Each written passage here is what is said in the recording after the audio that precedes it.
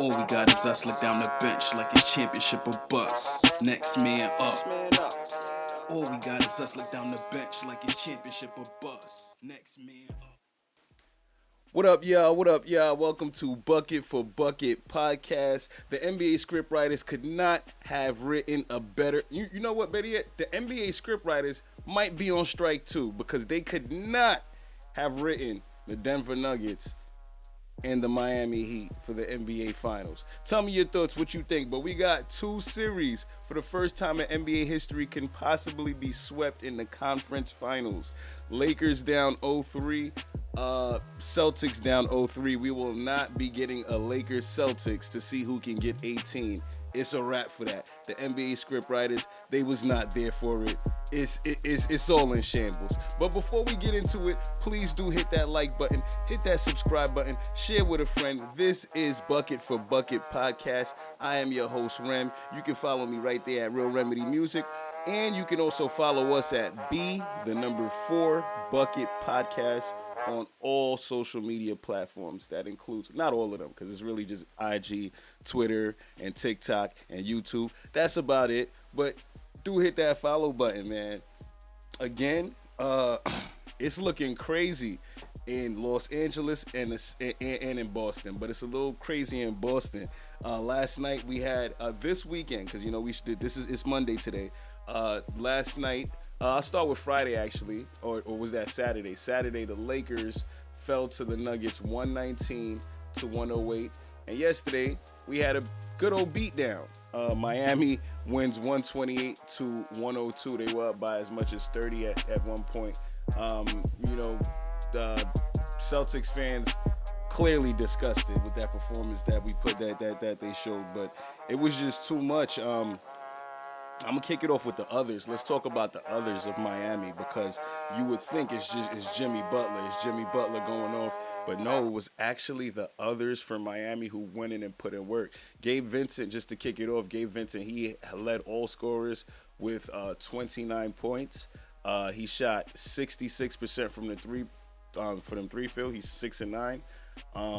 Then you had guys like Caleb Martin. Caleb Martin following up with 18 points, 18 big points. He hit 4 threes himself, shot 57%, plus 34 from the field. He had the highest plus minus on both teams, plus 34, Caleb Martin. Funny story, not funny, but cool story about Caleb Martin. Caleb Martin was actually cut from the Hornets. Getting ready to get ready for the NBA. He was just working out. He kept working out at J. Cole's gym, and J. Cole is a real one for this, because J. Cole kept constantly asking him, yo, what's going on? Why you not working out with no teams? Why you not working out with no teams? And he finally just said that he was just waiting on a call. And wrong, you can't wait for it. You got to be proactive. And J. Cole was very proactive. He called up his mans, Caron Butler, and Caron Butler set up a workout, and the rest was history for Caleb Martin. I had everybody talking about undrafted this, undrafted that. It looks like Miami has gotten annoyed with the talk about the undrafted, but I don't think that it's any disrespect towards those players. I think it's more so showing love to the players in Miami that they're undrafted and they made it this far and they got this far, and they all now have futures in the NBA. Playoffs is where your name is made. Hands down, playoffs is where your name is made. And these guys, Max Strus, Gabe Vincent, all of those, Duncan Robinson already got his back, but Max Strus, Gabe Vincent, Caleb Martin, they have solidified their futures in the NBA as some good role players. And I'm happy to see it, man. That Miami Heat culture is everything. They definitely show a lot of love to those type of players. And let's continue to talk about the others. Kevin Love. Kevin Love only had 5 points this game, but his 5 points were a major 5 points in the first quarter. And he does his thing. You can't ask much for Kevin Love. He only played 4 minutes, but the other guys, like I said, Gabe Vincent, Caleb Martin, Kyle Lowry with 11 points. With 7 points. And there's 7 big points, 5 rebounds, 4 assists. Duncan Robinson, he hit some big threes. He dropped 22 points. 22 points. It was really Gabe Vincent and Duncan Robinson. And then Duncan Robinson passed LeBron James for in Miami Heat's history for 3-pointers made in the playoffs, which is dope. It's good to see. that these guys are doing a damn thing. They're getting their opportunities, and they're doing everything with it. Jimmy Butler only had 24 points. It sounds crazy. 16 points. It sounds crazy to say he was plus 24 from the field, but he only had 16 points. He had 8 rebounds, 6 assists, and 2 steals. And those were he didn't have a great shooting field. He shot 5 of 13, shot 38%. Didn't hit a 3 at all, but he was 85% from the free throw line. And then it's the toughness, it's the heart, it's everything that he embodies and he instills in his team.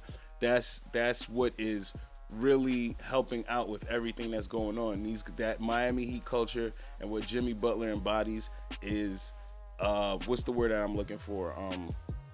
What's the word that I'm looking for? Guys, help me out here. Like come on.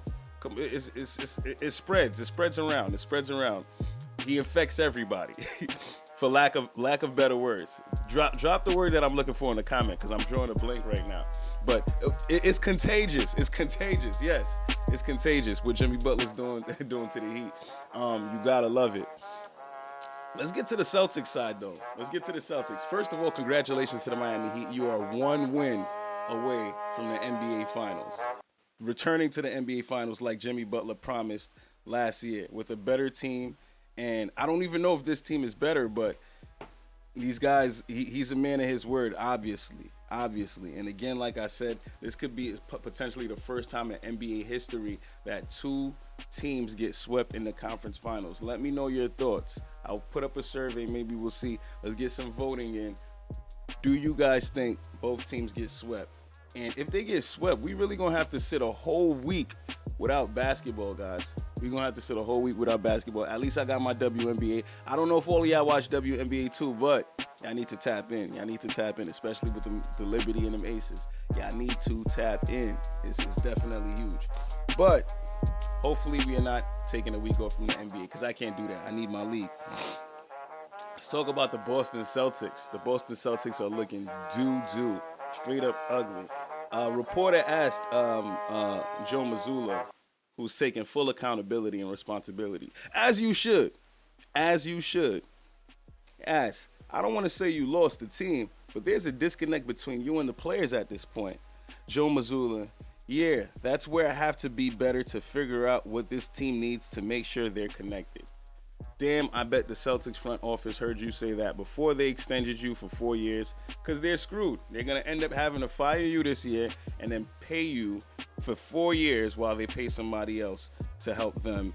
But they should have just suspended Ime Hidoka instead of trying to make a point and, drag him through the mud. Now he's a Houston Rocket. And y'all got Joe Mazzulla, and he looks lost. He's probably watching The Town again and don't know what to do. But Joe Mazzulla took full responsibility. He said he didn't have his guys ready to play. He said it dead. He had no passion, no energy. He's just the guy who's just trying to fall on the sword and take blame for the team. As you should take blame for what these guys are doing. But we also do need to speak about Jason Tatum and Jaylen Brown. First of all, Jason Tatum came to the game yesterday looking like Miami Vice. Better yet, he looked like he was there for his first Holy Communion. And he came through with the all-white, trying to look godly. And it was another fourth quarter where he hasn't made a shot. This whole series, Jason Tatum has not hit a fourth quarter shot. Humbly, he has not hit a fourth quarter shot. He's first in missed shots, and he's first in turnovers this playoffs. That's not a good look. It's not a good look, Jason Tatum. You got to do better. Let's talk about Jason Tatum and Jaylen Brown. Wow, they were both minus. All right, Jason Tatum was minus 23. Jaylen Brown was minus 25. Jason Tatum at least had a double-double. He had 14 points, 10 rebounds, and, a couple of assists, 2 assists. Jaylen Brown had 12 points, 6 rebounds. Al Horford, 8. Like, these guys sucked. Malcolm Brogdon was a minus 23. He didn't score a freaking field goal. Marcus Smart, 8 points. Derek White, 9 points. Al Horford, 8 points. It's crazy when Luke Cornett and Peyton Pritchard is the guys that got to help y'all out with this scoring and take it to the next level. So, y'all looked all bad yesterday. Got some words from Stephen A. Smith. Then you got some guys from words from the historians like Magic Johnson. Utter embarrassment, just straight up embarrassment, just to watch you guys play basketball yesterday, knowing that the type of franchise that the Celtics are. Y'all definitely let y'all fans down, and it's been a horrible look. And Jimmy Butler does not forget. I know y'all remember last year, Game 1, when Al Horford does his little his timeout celebration in Game 1. Ooh, Jimmy Butler could not wait to get to half court and celebrate and give the timeout to Al Horford. And Al Horford taking out his mouthpiece like he about to do something. Shut up, fool. Y'all down 30. You are -8 from the field. Like, do something. Taking your mouthpiece out like you about to go to Jimmy and do something. You're not doing a damn thing, Al Horford. Please stay in front of Bam Adebayo. You getting cooked. You guys are getting cooked. So cut it out. Cut it out. Cut it out. I don't have nothing else to say about the Celtics because I'm disgusted. But this one is over. It's clearly over. We was wrong last episode. I said the Celtics would win this one. I thought they would go 1-1 in Miami. But yeah, it's cooked for these guys. Please do fire whoever is working at ESPN coming up with these analytics, because for some apparent reason, I don't know why, they are still giving the Boston Celtics a 31% chance to win the series, or the Celtics still have a better chance to win the NBA Finals than the Miami Heat. The fuck? What, yo? Whoever is doing these analytics, analytics is like speaking with Taylor Rooks. They just say wild shit. Wild shit. The analytics are beautiful. They are beautiful. And they get y'all to say wild shit. P.S. Jaylen Brown, you have, 2 more years to win 5 rings, by the way. We did not forget. We keep receipts on Bucket for Bucket podcast. Jaylen Brown, you got 2 years to win 5 rings. You better do it really quick. Really quick. We do not forget on Bucket for Bucket podcast, but it's like the analytics get y'all to say crazy things. You've seen Daryl Morey talking about, we only shoot threes or really close layups and stuff like that, and so and so. And then you watching all the NBA champions win with a half-court set, win with bigs, and you seeing all of this stuff. But the ESPN analytics, please fire whoever is putting up these analytics or crunching these numbers. If it's AI, I don't know. I don't care who it is. But stop. Cut it out with your analytics and whatever y'all putting out there, because it's garbage. It's garbage. I don't know where y'all getting these numbers from, but to disrespect the Heat like that, as y'all have been, coming into the series, they gave the Miami Heat a 3% chance to win this series. And they are still trying to say that the Celtics are going to win the series after seeing the putrid coaching from Joe Mazzulla, the absentee of Jason Tatum in the fourth quarter constantly, Marcus Smart and guys complaining. They was talking a lot about the referees yesterday, but here's the deal. If you are going to start the game off in the conference finals, you're supposed to be a top 2 team in the league, and you just going to be complaining, calls ain't going to go your way. Don't blame the referees for y'all getting smacked by 30, all right? There was some bad calls. There definitely were. But it's also on y'all energy. Are y'all constantly complaining? Are y'all looking for stuff because y'all think y'all made it already? And that's what the Celtics did. They look ass. Sorry. Maybe next year. Happy to see y'all gone. But is it time to break up the tandem? Is it time to break up Jaylen Brown and Jason Tatum? Let me know your thoughts. How do y'all feel about that? Are we going to break up Jaylen Brown and Jason Tatum? Because we need to speak. We need to speak about Jaylen Brown and Jason Tatum. They have huge contracts. This year, like extensions. I'll put the picture up for you. I don't know the numbers exactly, but they have huge contracts.